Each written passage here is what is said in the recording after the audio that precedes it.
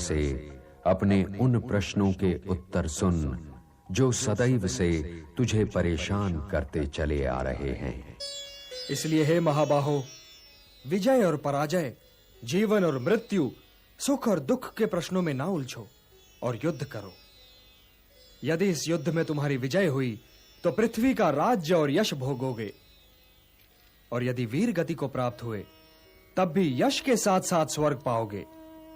इसलिए हे कौन्तेय, उठो, सुख दुख, लाभ हानि, जय पराजय सबको समान समझो और युद्ध करो, कि यही तुम्हारा क्षत्रिय कर्तव्य भी है और मानव धर्म भी। हतो वा प्राप्स्यसि स्वर्गम जित्वा वा भोक्ष्यसे महीम, तस्मात् उत्तिष्ठ कौन्तेय युद्धाय कृत निश्चयः।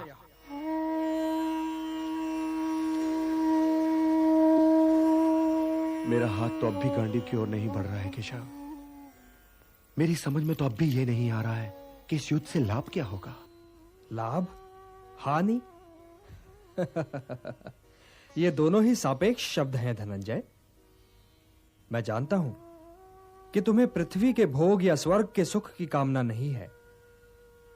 इसलिए हे कौन्तेय, सुख दुखे समे कृत्वा लाभा लाभौ जया जयौ ततो युद्धाय युज्यस्व नैवं पापम अवाप्स्यसि। सुख दुख, लाभ हानि, जय पराजय से ऊपर उठो पार्थ। मुझसे तो अब भी नहीं उठा जा रहा है केशव।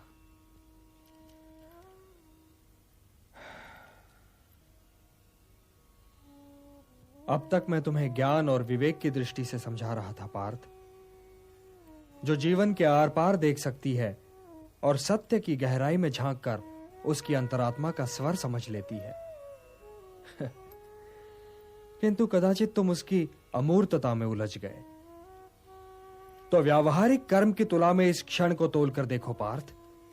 व्यावहारिक कर्म की दृष्टि से अपने कर्तव्य के विषय में निर्णय लो, तब भी तुम इसी निर्णय पर पहुंचोगे कि तुम्हारे लिए इस युद्ध में भाग लेना आवश्यक है। यही निर्णय तो मैं नहीं ले पा रहा हूं केशव, नहीं ले पा रहा हूं। तुम ये निर्णय केवल इसलिए नहीं ले पा रहे हो पार्थ कि तुम इस क्षण को केवल व्यक्तिगत लाभ और व्यक्तिगत हानि की तुला में तोल रहे हो। यही तो मोह का बंधन है पार्थ, यही तो तुम्हारे शोक की जड़ है, और इसीलिए तुम्हारा ये कायर, पलाय और कलंक में डुबोने वाला शोक न तुम्हारे हित में है और न ही समाज के हित में। यह शोक न वर्तमान के लिए शुभ है और न ही भविष्य के लिए। लाभ और हानि की इस कामना में न भटको पार्थ, न भटको। केवल कर्म करो, कर्म। कर्म तो अपने आप ही में पुण्य है, पवित्र है और समाज के लिए कल्याणकारी भी है। कर्म तो स्वयं ही अपना फल भी है पार्थ। परंतु यदि तुम समाज कल्याण के कार्य में स्वयं अपना हित मिला लोगे तो तुम्हारा वो कर्म अशुद्ध और अशुभ हो जाएगा। इसलिए हे पार्थ, निष्काम कर्म के मार्ग पर चलो, क्योंकि कर्म फल तो तुम्हारे वश में है ही नहीं। इसलिए केवल कर्म करो और कर्म फल की इच्छा न करो। कर्मण्येवाधिकारस्ते मा फलेषु कदाचन मा कर्म फल हेतुर्भूः माते संगोस्त्वा कर्मणि। किंतु निष्काम कर्म कैसे संभव है वासुदेव? फल का ज्ञान ही तो कर्म करवाता है, और यदि दृष्टि फल से ही हट जाए तो कोई कर्म करेगा ही क्यों?